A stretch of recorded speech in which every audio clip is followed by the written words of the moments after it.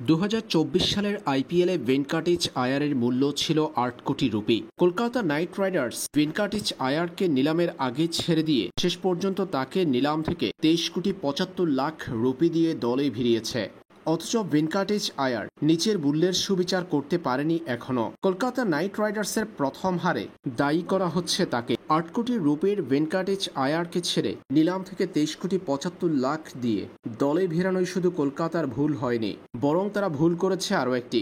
একই সাথে Kolkata night Riders ছেড়ে দিয়েছে শ্রেয়স আয়ারকে। 2024 সালে শ্রেয়স আয়ারের মূল্য ছিল 12 কোটি 25 লাখ রুপি।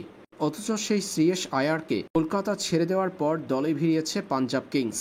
নতুন দল পাঞ্জাবের হয়ে দারুণ শুরু শ্রেয়স আয়ারের। 26 কোটি 75 লাখ রুপির বিনিময়ে শ্রেয়স আয়ারকে দলে নিয়েছে পাঞ্জাব। নিজের নামের সুবিচার করেছেন এই ভারতীয়। প্রথম ম্যাচে গুজরাট টাইটান্সের বিপক্ষে দলকে সামনে থেকে নেতৃত্ব দিয়েছেন তিনি। সেঞ্চুরি পূর্ণ করতে না পারলেও এদিন মাত্র 42 বলে 97 রানের ইনিংস খেলেছেন শ্রেয়স আয়ার। 230 স্ট্রাইক রেটে 9টা ছক্কা 5টা চারে সাজানো ছিল তার ইনিংসটি।